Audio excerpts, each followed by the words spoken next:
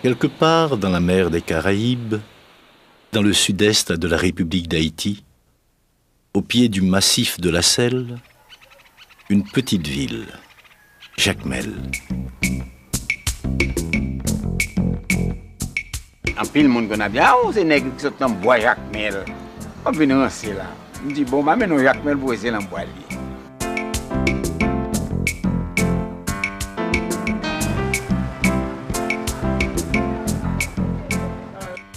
Comme je connaissais déjà presque tous les pays de l'Europe, j'ai commencé aux États-Unis. Je suis entré au Mexique, j'ai fait les îles. J'ai rencontré un Suisse qui m'a dit « Tu ne connais pas Jacmel ». Alors je me suis fait séduire pour faire un petit voyage. C'était avec un avion encore. Et venir à Jacmel pour $18 à ce moment-là. Et quand j'ai vu ces plages, ces gens, cet accueil, j'ai dit « Je reste au moins 3 semaines ». Eh bien, c'est comme ça que je suis resté maintenant 25 ans. Quand on regarde au bas de la montagne, comment Jacmel est situé sur la baie, il y a un attrait particulier pour un artiste.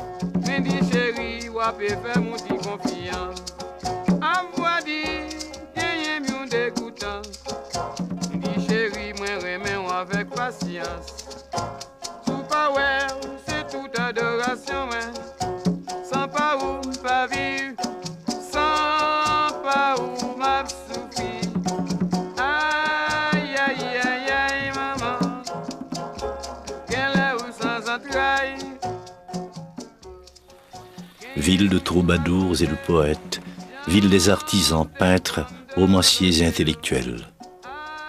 Mais ville qui joua aussi un rôle important dans l'histoire haïtienne et panaméricaine.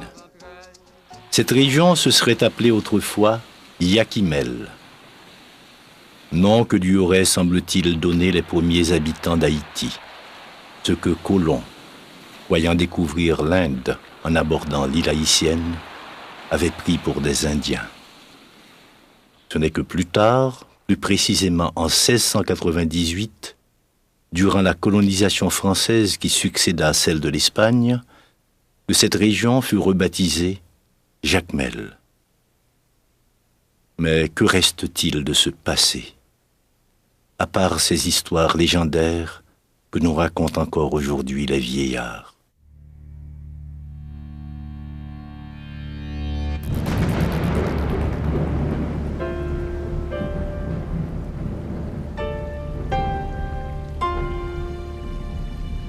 Il reste bien des monuments, telle la petite batterie qui surplombe la rade de Jacmel. Construite en 1800, lors de la guerre fratricide du Sud entre les généraux Toussaint et Rigaud, elle compte parmi les nombreuses installations militaires qui permirent au général Pétion de défendre la ville.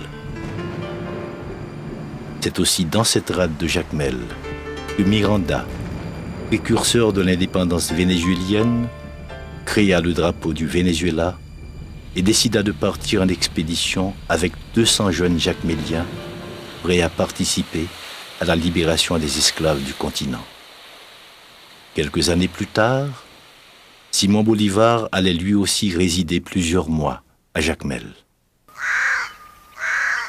Au sommet du morne Pierre qui domine la ville, le fort Auger.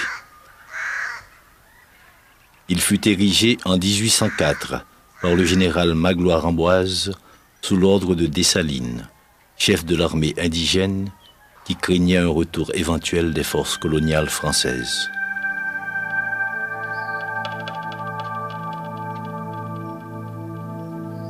À l'abri de ce fort, les ombres du passé veillent encore, racontent les vieillards.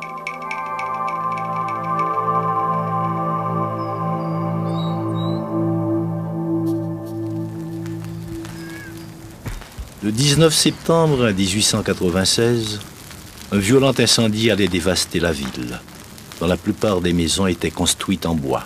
Au lendemain de cet incendie, on pouvait écrire « Ici fut Jacmel ». Il ne restait que quelques maisons normalement au bas de la ville, mais tout le Bel Air, tout le centre-ville a été complètement détruit. Le commerce jacmélien a été complètement ruiné.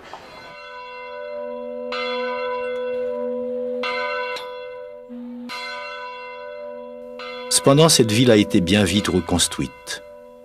Des bâtiments comme l'église, ravagés par le feu, ont été restaurés. Et au bas de la ville, on assiste à l'implantation de maisons préfabriquées, à l'épreuve du feu. Plusieurs citadins, enrichis par le commerce qui florissait entre Jacmel et l'Europe, importaient leurs maisons directement de France. Ici, il a fallu importer la structure métallique et, les mosaïques et tout le reste.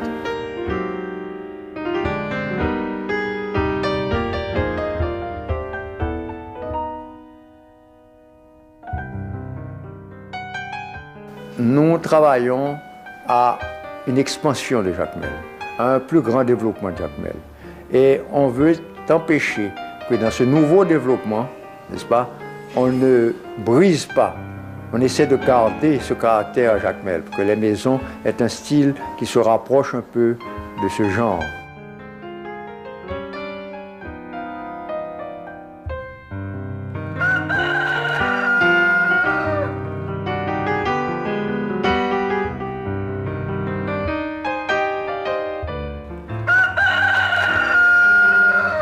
Entre 1880, par là, 1860, on était très florissant à Jacmel. Ils avaient vu ces maisons en Europe et ils avaient aimé ça, ils ont acheté, ils pouvaient le faire. Donc c'est ainsi qu'ils ont importé les maisons préfabriquées qu'ils ont montées ici.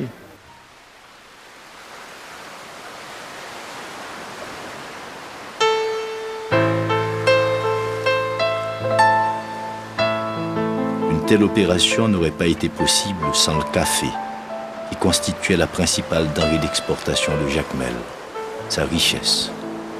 La production et la commercialisation du café donnaient tout son rythme à la ville. Jacmel a été, à partir de 1850, le seul port ouvert au commerce extérieur, le seul port reliant Haïti et l'Europe. Tout le commerce du pays se faisait à partir de Jacmel. Entre 1925 et 1930, n'est-ce pas, Jacmel exportait quand même pas mal de café. Il y avait beaucoup de maisons de commerce. Ça, c'était le bureau du propriétaire et ça, c'était le bureau de notre employé. Il y a de l'autre côté, il y avait les peseurs qui se tenaient là-bas, le chef de la salle de triage qui contrôlait les trieuses, parce que le triage se faisait à la main, voyez-vous. Mais autrefois, ce n'était pas seulement le café qu'on achetait ici. Il y avait d'autres denrées, il y avait l'écorce d'orange, les écorces d'orange en pelure, en cas ou en ruban, qu'on achetait directement du paysan, du spéculateur ou du paysan. Il y avait encore le safran qu'on appelle le turmérique, qu'on exportait beaucoup aussi. Et puis il y avait la cire d'abeille, qu'on achetait aussi parce qu'on faisait l'exportation sur grande échelle ici. En général à Jacmel, parce que les exportations étaient très variées dans la région. D'accord. Et puis il y avait des lignes de navigation qui desservaient. À cette époque-là, il y avait 7 lignes de navigation. Donc le commerce était assez florissant. Donc le samedi, il y avait beaucoup d'affluence ici. Le paysan venait directement vendre son café ici, ici au magasin. Donc il trouvait beaucoup plus d'avantages. Après une baisse de la production caféière due en grande partie au déboisement et aux fluctuations économiques, la région connaît aujourd'hui un nouvel essor. Des techniques modernes de traitement sont mises en place pour la production du fameux Ishan Blue.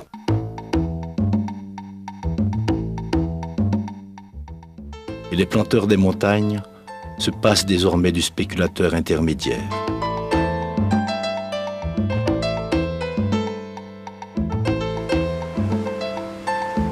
Le café séché continue néanmoins d'occuper une place importante dans l'économie de la région. Les sacs de café qui arrivent fort souvent par la mer sont transportés sur ces embarcations frêles et colorées nommées corallins. Ils sont ensuite acheminés chez des exportateurs groupés à la rue du commerce, tout près du bord de mer. Et là, on procède à la pesée dans les vieilles balances, les mêmes qu'autrefois.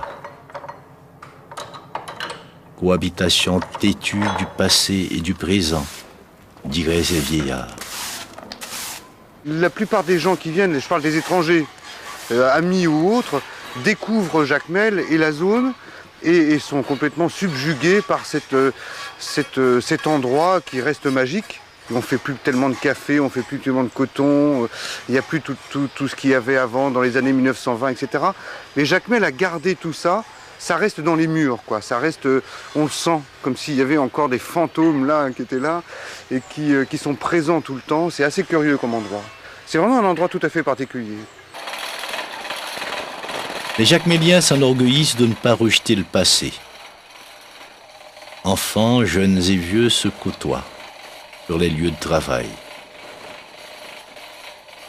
C'est aussi dans la région de Jacmel que l'on peut voir une forge antique dont le propriétaire est aujourd'hui centenaire, voisinée avec un atelier de soudure électrique.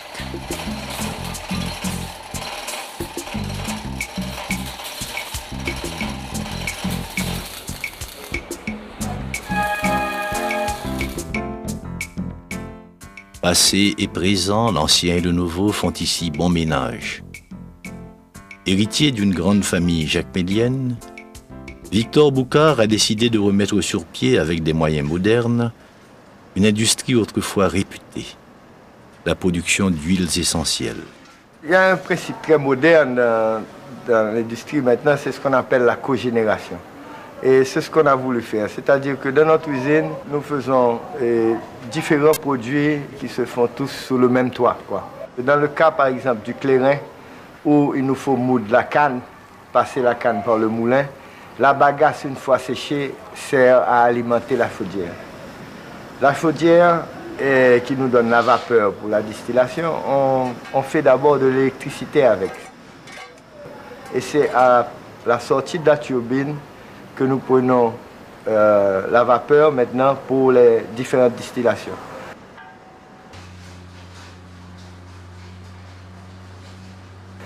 Et nous faisons le bois de santal, qui s'appelle ici le bois chandelle. Et nous faisons d'autres choses comme du sirop de canne aussi. Et plus tard, on peut ajouter, c'est ça la beauté de la chose, que tout autour de l'usine, on peut avoir toutes sortes de petites manufactures.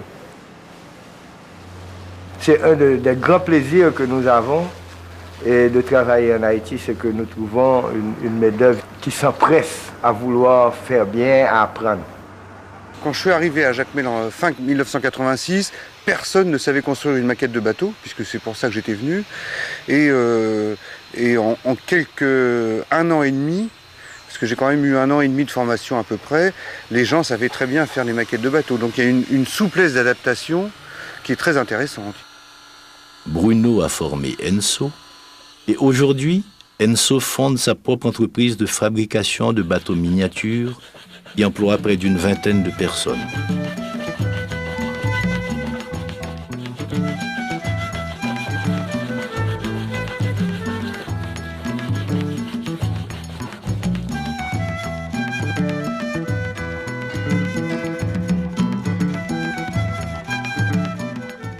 Les techniques apprises par les artisans se développent et s'enrichissent à la lumière de leur propre expérience et de leur imagination. Depuis petit, tout le temps que les a fait bateau, à l'époque c'était gros bateau, et puis je toujours qu'un morceau bois avec eux, ça fait que déjà je suis sens là la carrière. Je suis sens là en gros plan, même pas de gain en miniature. Grand moun yo k'ap vini kounya là, k'ap mande m'explication, moi même tout mal côté tout mande explication tout.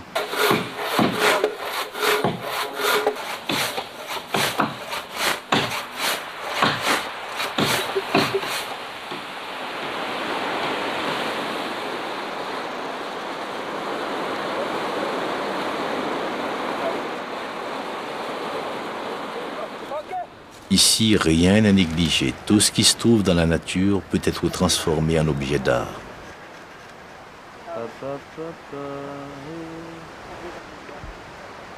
Dans l'atelier de Michel Doxy, On utilise l'écorce de cocotier pour fabriquer lampes et abat-jours. Nous pas tellement qu'on utilisait l'avant dans lampe. Nous avons commencé d'abord par exploiter tâche coco pour nous faire masse.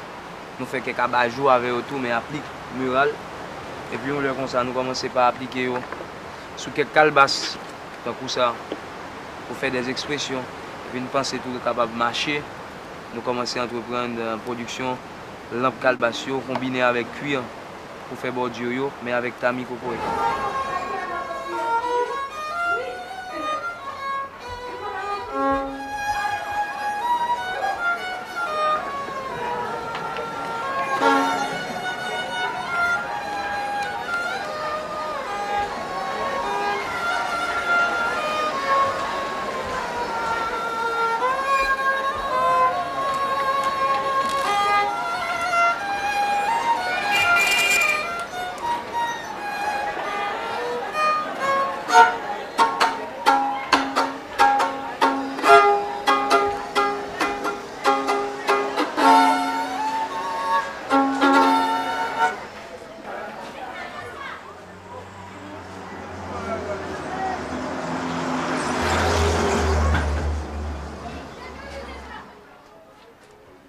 Rouler les cigares comme on le fait à Jacmel, ça ressemble beaucoup plus à des techniques comme à Cuba, comme en République dominicaine et dans beaucoup de pays de l'Amérique latine où on fait des cigares. Mais je pense que c'est à Jacmel qu'ils ont vraiment commencé à le faire de façon plus professionnelle.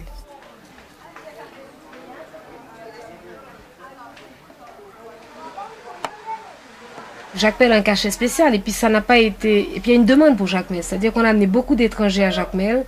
On a amené des étrangers un petit peu partout à travers le pays.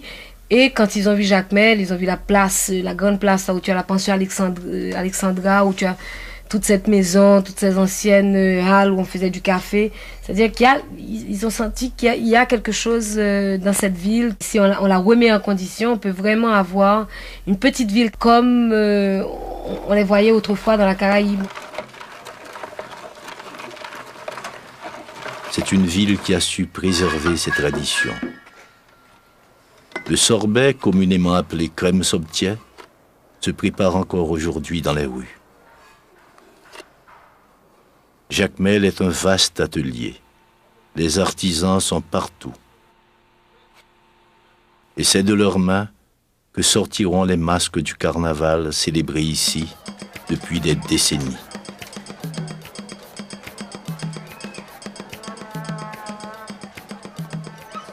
À travers le défilé carnavalesque, ce sont des segments d'histoire du pays et de la région qui sont ressuscités.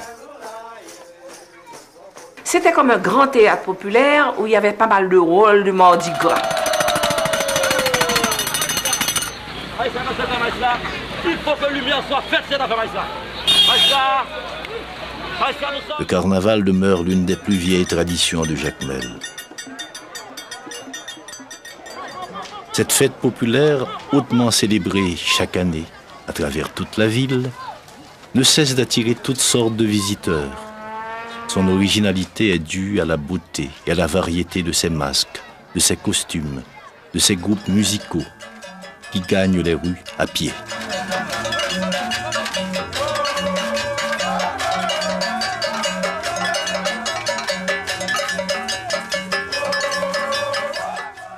Et ce carnaval bat son plein 3 jours, 3 nuits, jusqu'à l'épuisement des corps, jusqu'aux cendres du mercredi matin.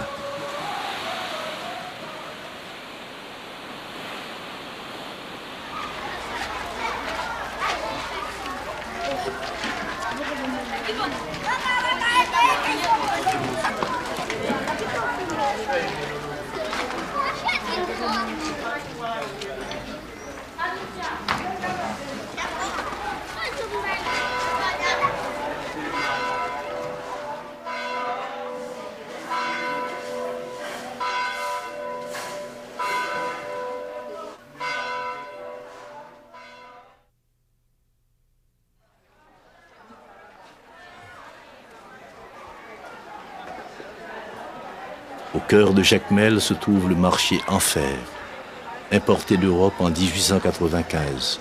un atelier de Belgique. Quoique très ancien, ce marché accueille encore chaque jour des centaines de petits commerçants qui viennent y étaler des produits de toutes sortes.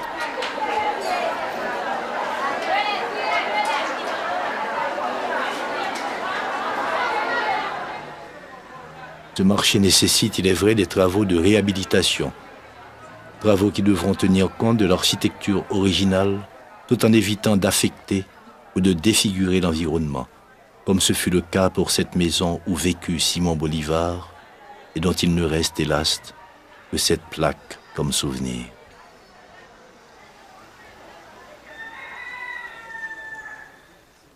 Ça serait dommage qu'on laisse encadrer par des constructions en béton tous ces bâtiments d'époque qui constituent non seulement la mémoire de cette ville, mais aussi l'une de ses sources d'inspiration.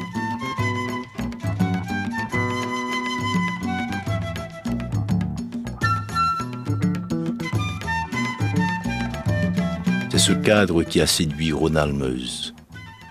Peintre et sculpteur d'avant-garde, Ronald s'est établi depuis 4 ans à Jacmel, ville qui répond mieux à son humeur et où il poursuit inlassablement sa quête de formes et de couleurs.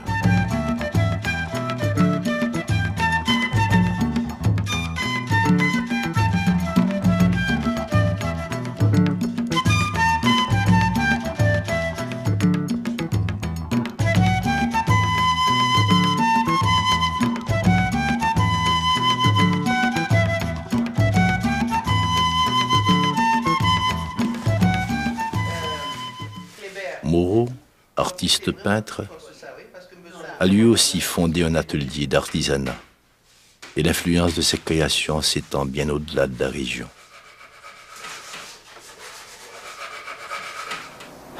Chaque 2 semaines, je crée quelque chose de nouveau. Parfois, je crée quelque chose qui est rapport avec l'ancien, donc j'améliore la gamme. Mais parfois, je sors complètement des gammes. J'ai commencé, c'est vrai, avec les perroquets.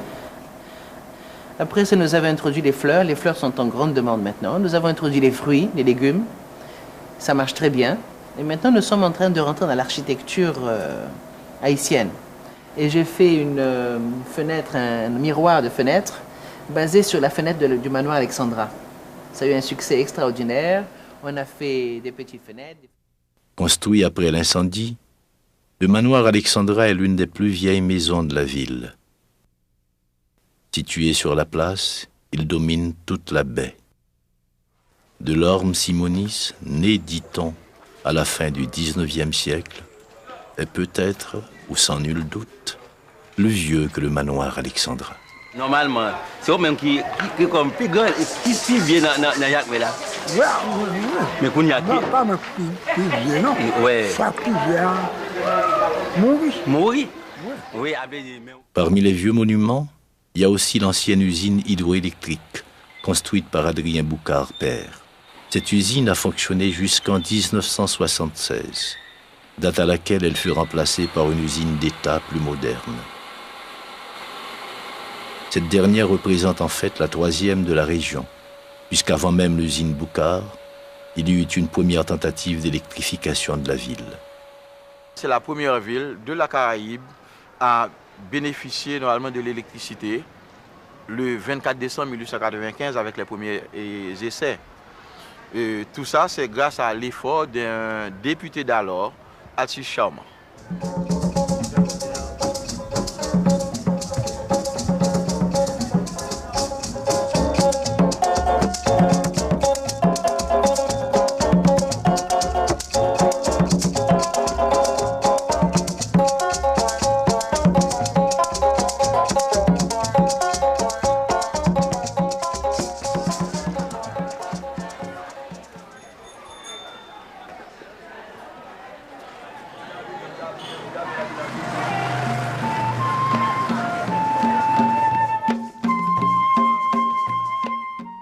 Cette ville, pour ce qu'elle fut et pour ce qu'elle est encore, a donné naissance à une autre, la ville imaginaire de Préfète Dufaux.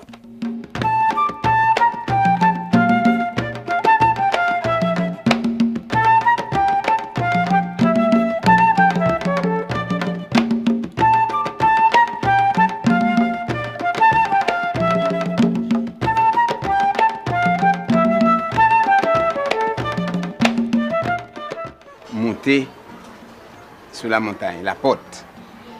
Et tant que la porte m'a dominé la ville là très bien. Et puis je prends un morceau de papier, crayon, et puis je trace la ville de Jacmel. Même faire dans le sens pas. Quoique c'est une ville qui est déjà belle déjà, mais mettez plus de bagailles toujours. Tout tableau me fait toutes ces villes imaginaires mais qui gagnent ressemblant à la ville de Jacmel. Quelque part, dans la mer des Caraïbes, au fond d'une baie somptueuse, une petite ville où le passé et le présent se côtoient harmonieusement. Jacmel.